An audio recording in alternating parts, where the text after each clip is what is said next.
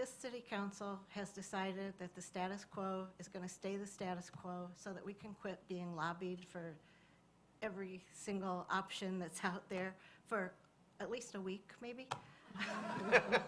Can we ban emails? I mean, I'm serious. There's one you didn't get yet. Oh, please. I'm really serious, though. I mean, you know, it just seems like that nobody wants to accept our final offer as our final offer. They keep coming back with yes buts. Can we just say that as of today, the status quo is the status quo? Yes, So this item was intended to be the reception of the report. yes.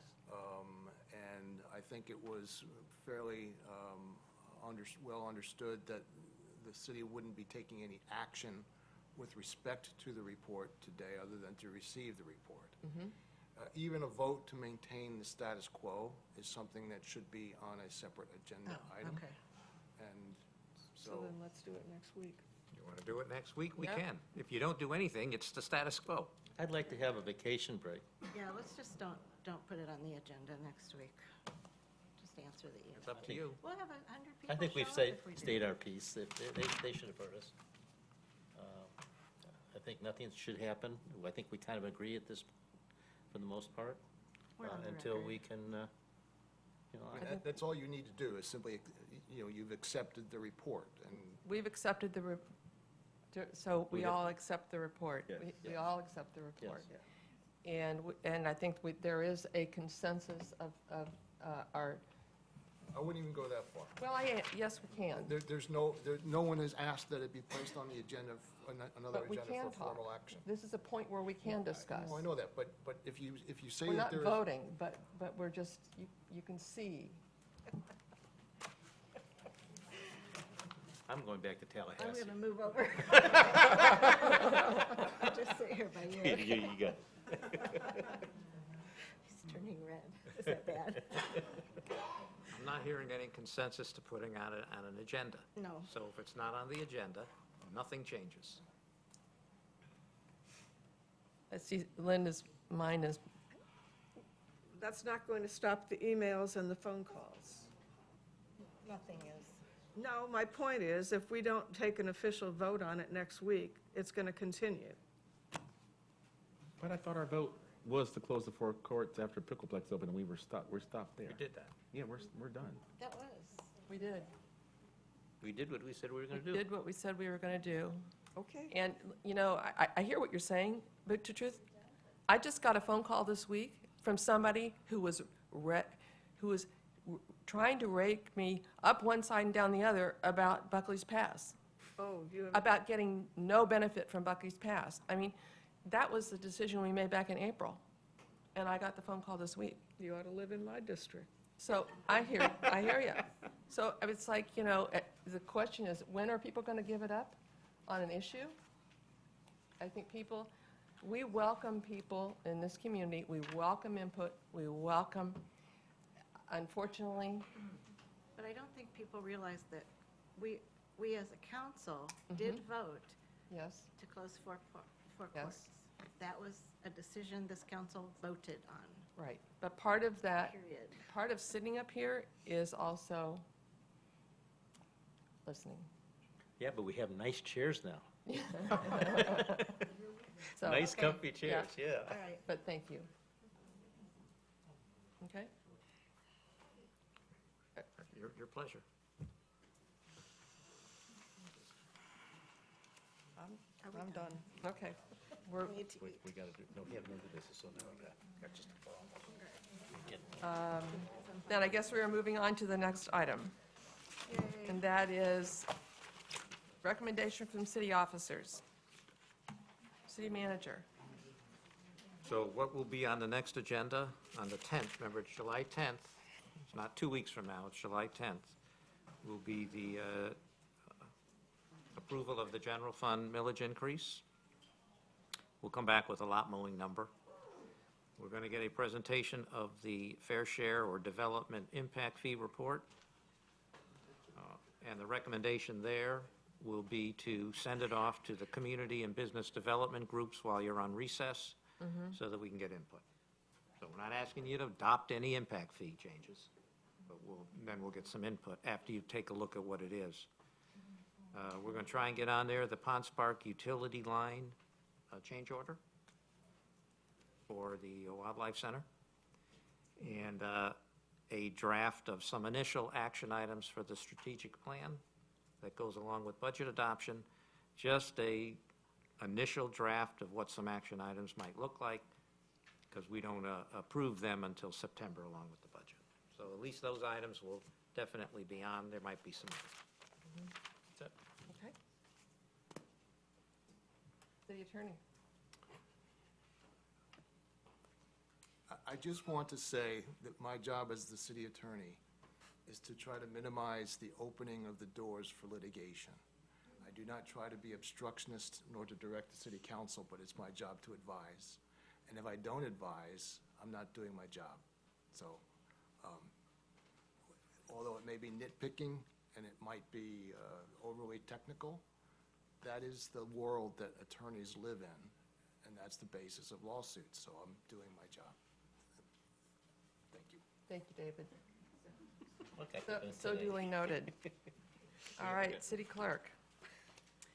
Just one thing before I get to the boards and committees. I shared with you the email from Mr. Barrage that he'll no longer be able to do our invocations after the July 10th meeting. So I would like to ask you, how would you like staff to proceed with replacing him? Would you just like staff to take care of it? Do you want to have input into who does it? What would you prefer? I had gotten a request from the pastor from First Baptist that indicated he was interested in doing it. He didn't know we had someone all the time, so I don't know. Well, the one thing there is, the preference is to have someone who's Not non-denominational. a layperson, all right. I know some cities who invite pastors from different,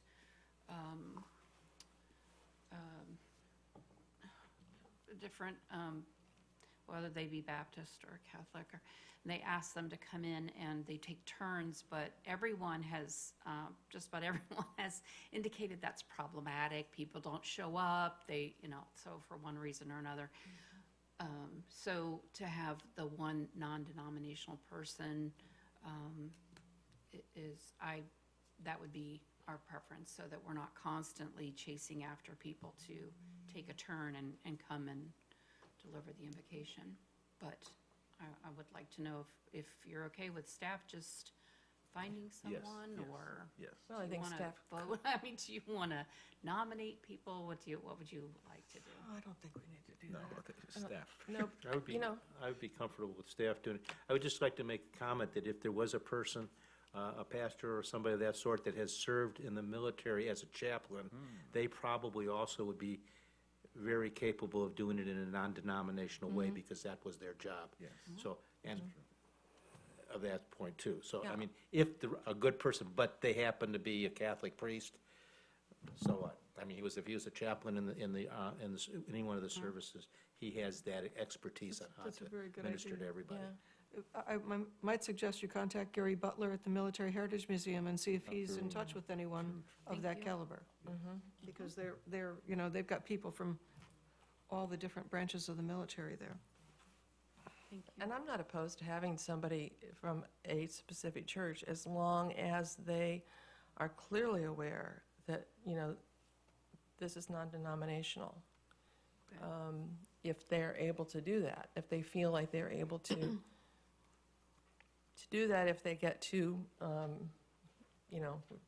would not invite them back, but,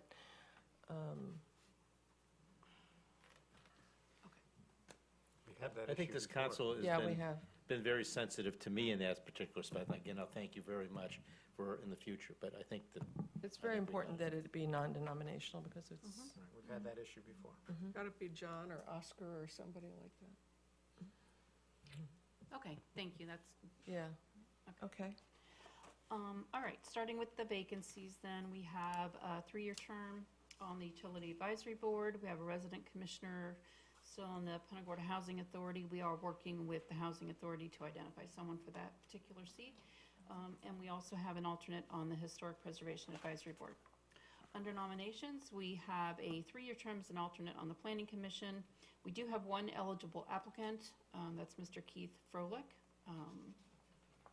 And if you'd like to nominate and appoint, you may do so by motion.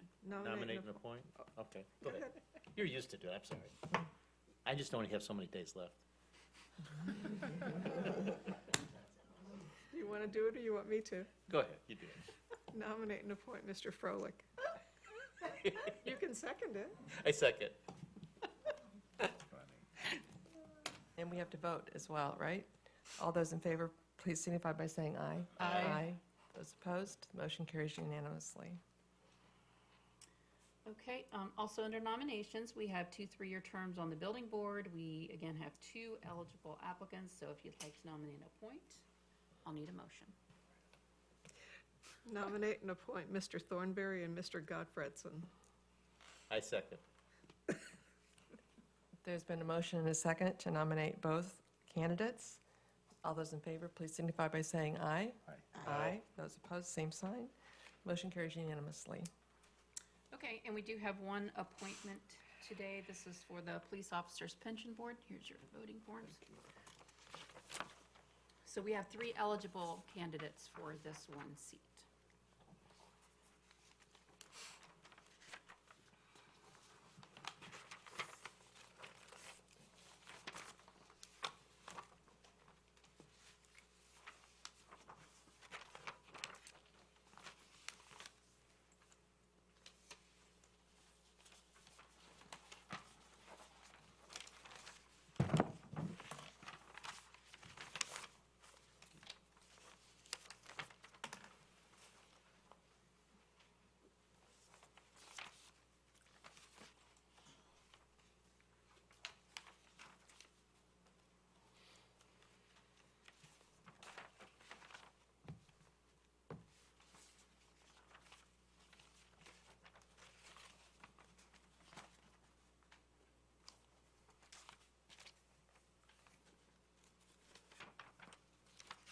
And the appointee is Mr. O'Halloran.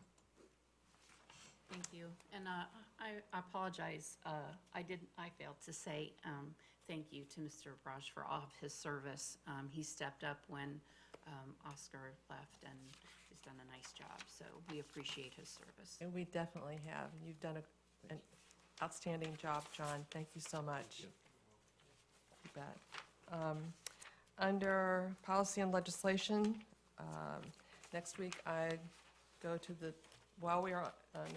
in 2 weeks while we're on break, I'll be going to the Florida League of Cities, Southwest Florida League of Cities meeting, and then followed the next day by a meeting in Orlando for the committee that I'm on. And I had a comment that by our CRA Commissioner, Jane Sturgis, and she said, I think the Tampa Bay Rays ought to hire Howard, because, they're looking for attendance. He seems to know how to, he seems to know how to get people to the city council meeting. Maybe he needs to go to work with the Rays.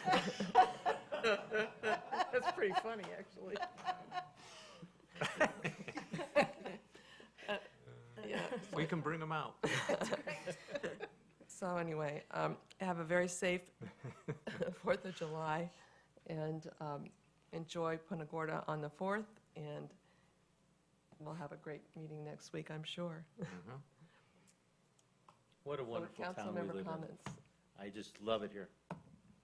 Gary, councilmember comments. I That just was did. it. Okay. I love it here. I would like to commend Howard and Tom for their presentation to SwiftMud, which got us $2.2 million towards our RO plant. It was a very good week. Good job. Thank you. It was mostly background work. Still A bunch counts. of us did background work, but Still You counts. actually didn't have to make a presentation, is that correct? we nodded. Yeah. They actually did call on you? They acknowledged that you were there? You We were nodded. there, that's what Wow. counts. It was all the background Oh, my work. gosh. It was the nod that did it. That's going to be a heck of a ribbon cutting next year. I know. It will. Another ribbon cutting? That's one, I actually might show up to that one. after all we've been through, that's one that we're really going to want. Yeah. I have nothing further. I've done enough damage. Just want everyone to know that the 12th and 13th of July at Fishman's Village, we have the International Cultural Fest. On that Friday, it's going to be from 5 to 9, entertainment from around the world. And then that day, we have all the different cultural affinity groups from around Southwest Florida, all from Naples to Tampa in our area, coming to Punta Gorda and just celebrating, you know, who we started as and who we've become. So please come. And it's free. Excellent, great. Now it's citizens' comments. You can come to the podium. You have 3 minutes to speak on anything you would like.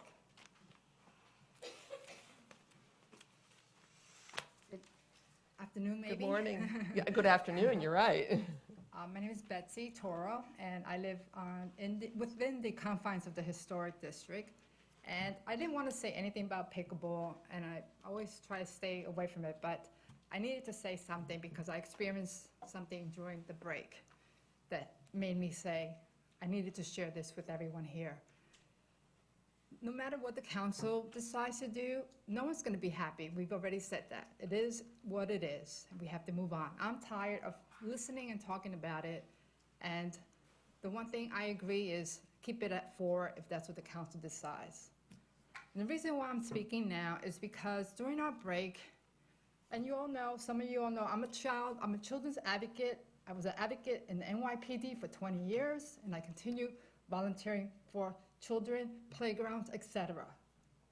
That is one of the reasons why I moved to Punta Gorda. Unity here in Punta Gorda is wonderful. Another reason why my husband and I moved here, because of the unity, the people, the neighbors coming together. But during my break, I was approached by a outspoken pickleball player regarding the playground.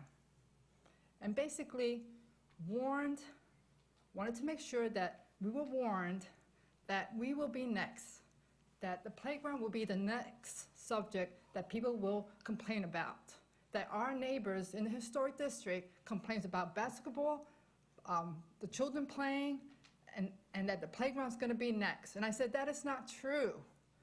The community in the historic donated $50,000 or more in monies towards the playground.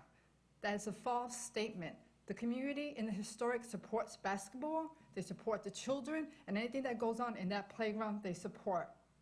So I am offended and hurt that bringing up the children and the playground and bringing up the bells that we hear from the playground that was made, we planned it as a Friends of Gilchrist Park. We chose that unit for our children that has autism. And to compare bells with pickleball, balls, the sound, it offended me tremendously. So I am hurt, and I hate to bring this up, but who else will listen but you all? I'm not going to talk about it with my neighbor or my husband, but the playground's here to stay. Our community supports basketball, playground, children screaming, whatever it takes, whatever it is. And that's a false statement. I know my 3 minutes are almost up. And as I said, we will continue working hard for the children of this community. There's more families moving downtown, and it's a great community. Thank you. Thank you. Martha Beretta. Good morning. Good afternoon. Yes. All right. Several things. First of all, I am one of those people who pay $170 for lot mooring. And Howard, I have to agree with you. I think that if you go to a plan that costs us more, that a lot of people, especially people who don't live in Punta Gorda, will not pay it. And we're going to have more problems with code compliance. And it's going to end up costing the city more and making the lots look worse than if you do what you're doing. I think the day is over when we're going to find an immigrant to go out there with a lawnmower and mow the grass. And so that we're not going to get to. Secondly, I do appreciate your support of the fire chief, and whether you call the person a chief or an officer. They are working under very dangerous conditions now, and they need all of the support and all the training they can get. Finally, I am on the Valor Board from the Department of Justice, and everything that Chief Davis wants to do is what the Department of Justice is recommending. This kind of employment development coordinator, everything is about police safety. And so all of the training they get, from stress management to de-escalation, is what the government is requiring. And so I really hope that you support both the fire department and what Chief Davis is saying. Finally, empathy. I understand the feelings on both sides, but it is not about decibels. It is about the nature of the sound and the continuous part of the sound and the time that the sound occurs. And this is very new to Punta Gorda. I grew up here, and as Councilman Cummings says, in the worst of days, we didn't have this kind of thing because people cared about each other. If something hurt another person, a neighbor, we cared. That's who we were. This is a whole new, for some of us, this is all new to have people who don't care about what hurts their neighbors. This is completely new in Punta Gorda history. So I wish that, I'm sorry you all get all those calls. I have to say, though, and I'm not trying to be smart alecky, you decided to be a public official, you knew what was going to happen, and so you're getting it now. That's what you chose. So, but really, I really hope that you will consider the people who are being hurt, consider who we are, who we have been. We don't have to change. We can be that community that we've always been. Just because new people move in does not mean that our attitudes towards our neighbors have to change. And that has happened. I have to say, that's changed, okay? And finally, Howard, you got those reserves? I would hope that a lawsuit does not interfere with those reserves, because we're not doing what other cities did to take care of this problem. Thank you, Martha. For the record, Julie Moriarty. I just wanted to take a moment to thank all the council members for speaking from the heart.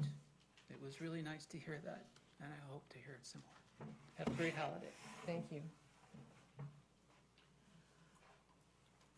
Rick Sarkeesian. First, I want to say I am totally supportive of your efforts in regards to police and fire. I think I see too many incidences where a police department or fire department sort of closes the barn door after some tragic situation happens. So I think training and being ahead of the curve is very good. Some of you have heard me say this before. If you want to raise my taxes, I'm good with that. I mean, I'd like to cut my county taxes, but as far as I'm concerned, I get way more than I pay for in terms of city taxes. Now, 90 seconds on pickleball. It's the last you have to hear today, hopefully. I want to start out by saying the pickleball committee's presentation was public record on the city website on Friday. For any citizen to repost some of that on Facebook or any other social media on Saturday or Sunday was totally appropriate. And I'm really disappointed that the chairman of the pickleball committee had to make a special comment about that. Now, just a short comment, maybe a thought to leave you with to ponder in regards to pickleball. I generally agree with what you were talking about. I have to chuckle because I think you might have voted without voting, but we'll let that be. I heard three things. I heard throng, I heard that 4 pickleball courts are worth $100,000, and I heard from the pickleball committee that 8 courts is the optimum number. And a lot of things have changed since you made a decision to go to 4 courts. Because the wall's up, you can't see the players. You know, obviously the parking got resolved. The big one though is Pickleplex. Pickleplex is open now, and I know I like playing in Pickleplex. All the players are playing at Pickleplex. And I've talked to you before about being fact-based in your decision. And I think the one decision that you're not being fact-based in regards to is what the heck would happen in the next 3 or 4 or 5 months if there was 8 courts instead of 4. You know, everybody's gonna be out at Pickleplex. You can't see the players. The players are all sitting much closer together. It might be just fine with 8 courts. And, you know, if we have 4 courts, we'll never know. So maybe you made a wrong decision there. We'll just never know. Thanks. Thank you.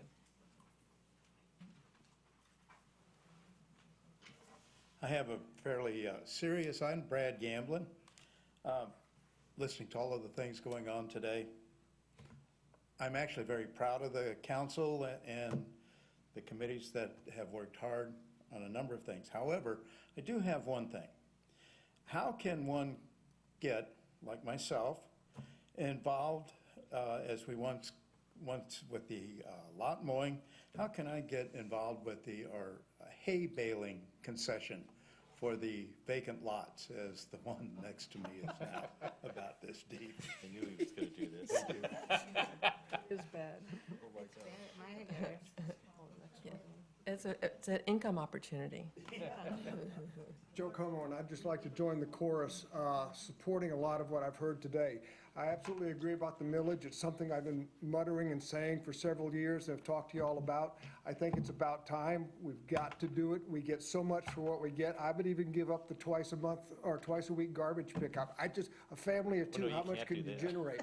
You can't do Bite that. your tongue. But, you know, We've been there, done that. and again, and I'm one of the people who's going to be who has already paid my assessment for Buckley's Cut. We'll get the $25 assessment for the NBSU, the school board, and I pay for 2 lots in terms of canal maintenance. I still think it's a great bargain. For the lot mowing, it's a great bargain. I'm not sure what would happen, but when I lived in Spain, they just let the shepherds and herds of sheep just kind of wander through. It's kind of a dual purpose, and sort of leave a little fertilizer behind and things like that. It's an option, it's cheaper, but I don't know. Some cities have actually gone to it, and they employ goats and sheep in certain hard-to-reach locations. But I think pickleball's noisy. yeah, again, I think it's excellent, the work and talking about compromise on pickleball. Yes, way too much time has been spent on this. We have much more serious issues to address, and I think the fiscal things facing our city deserve much more time than probably the pickleball does, and takes care of a lot more of our basic needs. And y'all are doing a great job. Thank you, and I support all y'all's tax increases. Thank you. Thank you. Any more questions? Any more comments? Since lunch. All right. Meeting adjourned.